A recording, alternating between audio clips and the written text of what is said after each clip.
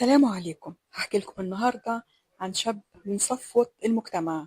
شاب حصل على ميداليتين ذهب، لكنه مات بطريقة بشعة. مات مقطوع الراس. اه والله زي ما بقول لكم كده، الشاب ده هو فريد سميكة. صلى على النبي، كل من النبي يصلي عليه. ويلا نبتدي الحكاية. في مصر الجديدة في شارع كبير اسمه شارع فريد سميكة. ناس كتير قوي ما تعرفش ليه الشارع ده اتسمى كده، ومين صاحب الشارع، أو ليه الشارع متسمى بالاسم ده. فريد سميكة شاب من أثرياء مصر، اتولد في اسكندرية سنة 1907 من عيلة غنية قوي، زي ما تقولوا كده إيه، صفوة المجتمع. عمه يبقى مرقس باشا سميكة، عضو مجلس الشورى، وكمان مدير مصلحة السكة الحديد. أما والده فهو بسيلي بيه، مدير الجمارك. وحيث إنها عيلة غنية قوي ومن صفوة المجتمع، فطبعا اهتموا بتعليم ولادهم. دخلوا فريد مدارس اللغات، اتعلم إنجليزي وفرنساوي، وكمان اهتموا جدا بالرياضة بتاعته. وكان فريد بيحب السباحة ونبغ فيها. بعد كده العيلة نقلت نشاطها من اسكندرية لمصر. في الوقت ده فريد بقى من أشهر السباحين الموجودين في مصر، وكمان كان بيمارس رياضة الغطس معاها. حقق لمصر ميداليات كتيرة. مش بس كده، ده كمان حصل على رخصة طيران شراعي. الرخصة دي ما كانش أي حد يقدر يحصل عليها، يعني مش بس الأثرياء، لا، ده كمان أثرياء الأثرياء، زي ما بنقول كده إيه، كريمة المجتمع. فريد طول الوقت كان عنده طموح، دايما بيسعى للأحسن. عشان كده ما اكتفاش باللي وصل له في مصر، فكر يسافر أمريكا. طب رايح هناك ليه يا عم فريد؟ قالك عشان أوصل للعالمية، خاصة إن المسابقات هناك أقوى وأحسن، وده أكيد طبعا هيرفع من مستواه. وفعلا هناك حصل على المركز الثاني في مسابقة أمريكا للقفز من على السلم المتحرك سنة 1927. بعد كده رجع مصر عشان يمثل مصر في أولمبياد أمستردام في هولندا سنة 1928. مصر في البطولة دي أخدت 4 ميداليات، واحدة للسيد نصير، واتنين لفريد سميكة، وكده 3، والرابعة كانت لإبراهيم مصطفى.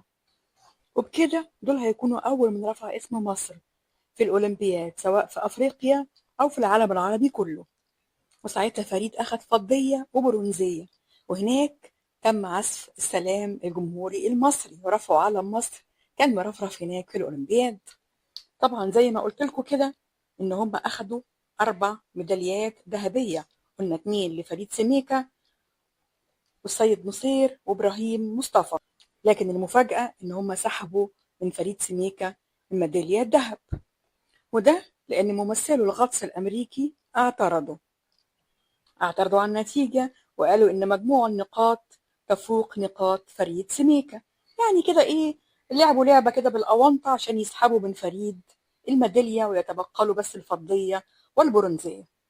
اجتمع الحكام للتصويت، منظر طبعا كده برضو، وفعلا فاز الأمريكاني على فريد سميكة بالنقاط أو بفارق النقاط، وأخد الجائزة الذهبية. طبعا الأولمبياد زي ما انتم عارفين بتبقى كل 4 سنين. فريد كان ناوي إن هو يختم مسيرته في الأولمبياد ويعلن اعتزاله وهو في أوج تألقه. الكلام ده كان سنة 1928، وبعد 4 سنين هتكون سنة 1932. عارفين حصل إيه في الأولمبياد دي؟ فاز فيها فريد سميك ببطولة العالم للغطس، وعشان كده اعتزل في نفس السنة وهو في أوج تألقه. أما في سنة 1933 قرر يعمل رحلة حول العالم مع زميله هارولد سميث، وكل اللي شاف عروضهم في الغطس أبهروا جدا، أو تم إبهارهم بالعروض وبالإمكانيات بتاعة الثنائي العالمي ده. سنة 1935 اشتغل فريد مدرب للفريق الأولمبي المصري في الغطس، واللي شارك في دورة برلين بعد كده سنة 1936. لكنه اختلف مع الاتحاد المصري، اللي كانوا عايزين يخلوا لاعب يوناني يمثل مصر في الدورة. فزعل فريد سينيكا، قال لهم ليه، هي مصر ما فيهاش مواهب مصريين عشان تروحوا تستعينوا بواحد يوناني؟ وأمام إصرار الاتحاد إن هو ينفذ قراره، زعل فريد سينيكا وتمسك بموقفه وقرر يمشي ويسيب الجمل بما حمل. طبعا اسم فريد سينيكا كان وقتها كبير قوي، بعد ما أخد شهرة عالمية في مجال السباحة والغطس، عشان كده راح اشتغل شوية في هوليود. كان بيعمل أدوار الدوبلير في المشاهد الخطرة في بعض الأفلام، خاصة أفلام الأكشن زي فيلم طرزان وفيلم ما وراء البحار. لحد كده الكلام جميل وحلو وعادي. بطل مصري أخد جوائز وهو في أمريكا، شارك في بعض الأفلام في هوليود في السينما وما إلى ذلك. لكن كل اللي فات حمادة واللي جاي حمادة تاني خالص. سنة 1942 التحق فريد بالجيش الأمريكي وحصل على رتبة ملازم أول في سلاح الجو الأمريكي. وأثناء الحرب العالمية الثانية كان دور فريد أن يقوم بتصوير مواقع الجيش الياباني، طبعا تصوير جوي. وفعلا نجح فريد أن يقوم بالتقاط العديد من الصور المهمة لصالح الجيش الأمريكي.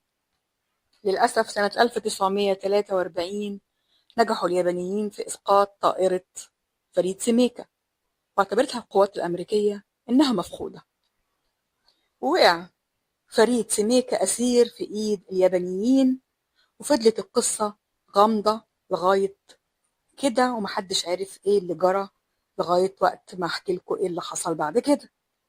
صديقه الغطاس سامي لي تم أسره في نفس المعتقل اللي كان فيه فريد سيميكا، وقال وهو داخل المعتقل لقى على السور بتاع المعتقل العديد من الرؤوس المقطوعة والمتعلقة على سور المعتقل عشان يخوفوا بيها الأسرى الجداد اللي داخلين.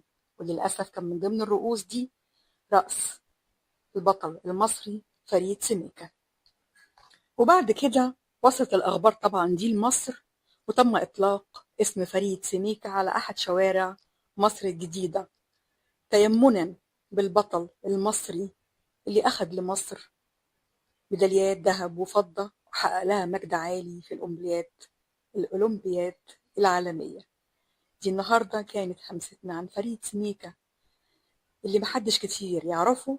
وأنا أختكم همسة ودي قناتي، من فضلكم ادعموني باللايك والاشتراك في القناة. شكرا جزيلا.